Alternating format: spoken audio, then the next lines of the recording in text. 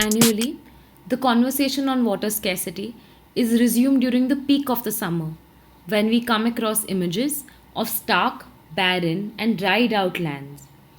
This conversation is abandoned when monsoon brings a degree of relief. However, domestic as well as global reports have for long indicated that water scarcity is a problem that persists throughout all seasons. The term water scarcity does not only refer to a shortfall in the quantity of water but also in the quality of water. This water stress is experienced throughout the year in large parts of our country. A universally recognized indicator of water stress is the Falkenmark Index, which was developed by Professor Malin Falkenmark. The index assesses total available water resources vis a vis the population of a territory. According to the index, when lesser than 1700 cubic meters of water is available per capita, the person is experiencing water stress. If this quantity is below 1000 cubic meters per capita, the person is experiencing water scarcity. According to a report by Niti Aayog published in August of 2019, 82 crore Indians have access to less than 1000 cubic meters of water per capita, indicating that they are living in water scarcity. However, although the Falkenmark Index provides us with per capita availability of water, it does not answer questions as to whether socioeconomic considerations are linked to the experiences of water scarcity, and if some groups enjoy higher access to water sources than others do. The report by Niti Aayog further makes observations about data in India surrounding water availability. It states that the water sector suffers from limited coverage, unreliable data sets, and limited coordination and sharing of data. This observation was also resonated to some extent by the Comptroller and Auditor General of India in an audit report of the National Rural Drinking Water Programme, which between 2009 and 2017 failed in meeting its objectives of providing drinking water to rural areas that had been identified under the program. In a report by the Ministry of Statistics and Program Implementation, it was stated that 95.5% of all water available to urban and rural households came from improved water sources. An improved water source is a source in which water is protected from contamination by way of its design. However, the report by Niti Aayog on Composite Water Management Index 2018 relies upon independent sources to conclude that 70% of surface water sources in India are contaminated. Further, India was ranked 120 out of 122 nations on a global water quality index, which indicates that the problem runs deep. Further, the Indian water purification market has been increasing in valuation by 1.4 billion US dollars on a year-on-year basis, which may be another clue to the fact that water sources may not be as protected as indicated. The World Water Development Report in 2019 was titled Leaving No One Behind, stressing upon the importance of ensuring access of adequate water to the most marginalized first. It stated that millions of Indians left their homes and migrated towards cities in search of clean drinking water. Extreme income inequality drives water stress to be experienced by the most vulnerable and marginalized groups. The report further states that if the marginalized and their needs for access to water are not addressed first, the globe could experience climate apartheid. Further, the custom of rigorous and regular hand washing cannot be observed by millions of Indians during this pandemic because of their lack of access to clean water. The poor quality of water affects women and children the worst.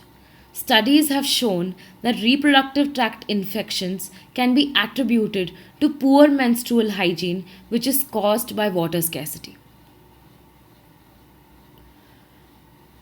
India only captures 8% of our rainfall on an annual basis to store this water for future use. The remainder of our water comes from surface sources and groundwater. It is no surprise then that we are the world's largest exploiter of groundwater, exploiting more groundwater than China and the United States combined. According to data acquired by the Central Groundwater Board, over 1,500 blocks in India have substandard quantity of water. An additional 1,287 blocks suffer from critical levels of groundwater. However, like Niti Aayog has suggested in its report, it is possible that this data is inadequate to determine the true status of the groundwater table due to its small sample size. For example, in all of Delhi, which has thousands of wells, only 73 of them were tested in total in order to arrive at the average groundwater table levels. The Chennai crisis was a prelude to the reality that awaits us. 21 Indian cities are going to run out of water in 2020. Chennai witnessed an intersection of various causes that led to the water crisis: an overexploitation of groundwater, encroachment upon reservoirs in Chennai. However, the groundwater data collected just a month before the crisis does not reflect any of the seriousness of the crisis that was to come. This was possibly because of the small sample size of only 11 wells that were assessed to arrive at the groundwater levels. Groundwater being an invisible resource, it becomes impossible to determine the true scenario concerning our groundwater tables. Groundwater is also tied to land ownership, which means the government does not own the groundwater, it is owned by the person who owns the land, who is free to exploit it without regulation, unlike certain surface sources which are held by the government in public trust. The report by Ministry of Statistics and Program Implementation, titled Drinking Water, Sanitation, Hygiene and Housing Conditions in India, indicates that 42% of all rural households are dependent on hand pumps for extracting of drinking water. Hand pumps, although popular, are not able to extract water from a rapidly decreasing groundwater table. Those who can afford it are now switching to newer technology like submersible pumps. Submersible pumps are typically preferred by industrial and private establishments due to their characteristics. Submersible pumps aggressively exploit groundwater and are widely used in the states of Uttar Pradesh, Bihar, and Haryana, which have coincidentally also performed poorly in the Composite Water Management Index by Niti Aayog. According to an NDTV primetime coverage, 1 unit of a submersible pump can cost up to 1 lakh rupees, which means that access to submersible pump technology is also restricted to those individuals, establishments, and agriculturists who can afford it. The remainder of those who cannot afford it continue to rely on technology like hand pumps, which, as stated before, are unable to exploit groundwater when groundwater levels are dipping across the bar.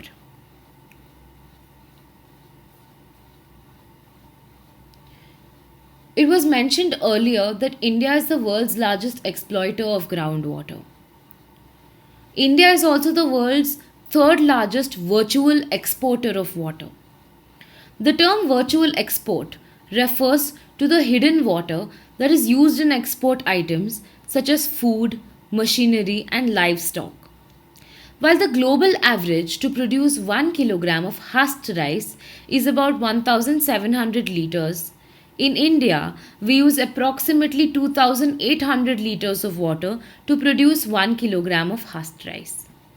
India exports 2.4 million tons of water buffalo meat in a year, which takes about 5,000 liters per kilogram to produce by the most conservative estimates. Of course, the value the export of these commodities bring to the economy cannot be understated, but it definitely begs the question of if water used for production of water intensive commodities can be managed and budgeted better. This data sheds more light on reasons why most of the water stressed blocks identified in India are located in the cash crop intensive northwestern region of India. Further, the largest share of water stressed districts identified under the flagship Jal Shakti Abhiyan, carried out in two phases so far, belong to the states of Uttar Pradesh, Haryana, Punjab, and Bihar. The Stockholm Convention on Persistent Organic Chemicals and other international conventions and the European Union have banned several chemical molecules because of their tendencies to leach into the soil and water and further have effects on health. DDT is one such pesticide which is banned under the Stockholm Convention and by the EU because of its highly toxic and carcinogenic properties, but it is still among those which are permitted in India. Several such chemicals which leach into the soil and groundwater are permitted to be used in India, which pollute and lower the quality of water available for consumption severely. Further, several research studies have shown that fruits and vegetables have been contaminated with heavy metals such as arsenic, which cannot be rinsed away. These studies showed higher incidences of heavy metals in vegetables and fruits in areas surrounding industries whose effluents contribute to further degradation of water and soil. After agriculture, industry is the second largest consumer of water. So far, we have seen that agriculture requires better water allocation and proper water budgeting to reduce wastage and ensure more produce per liter of water. Apart from agriculture, a FICCI survey conducted in 2011 outlines thermal power plants, chemicals, textiles, cement, and manufacturing industries as water intensive, which will cause high competition in the future for water sources. There is currently insufficient data to note precisely how much groundwater is exploited by these industries or how much of effluents released by industries affect the quality of water. TERI is currently conducting an extensive survey and water use assessment for a select few water intensive industries in India. According to the Global Risk Report of 2016, water scarcity is among the biggest risks facing businesses in the coming decades, which means water scarcity is going to disrupt these industries unless they find better, more efficient solutions to use of water. Therefore, concerted action towards reducing water wastage, increasing its efficiency and recycling of water is going to be the need of the hour at some point. It may be better to start off early. The several dimensions of the problem that have so far been identified is inadequate budgeting and auditing of water, which leads to poor management of water and more waste of water. Secondly, unsustainable agricultural and industrial practices, which when coupled with a poor and inadequate regulatory framework allows further pollution and overexploitation of water resources, which are not easily available to the most marginalized sections of society who suffer an inequality inherently in access to water. And finally, we do not harvest enough of our rainwater, which increases dependence upon groundwater and upon surface water sources, which are already highly polluted. Rallying for stronger policy action is not an option for many of us.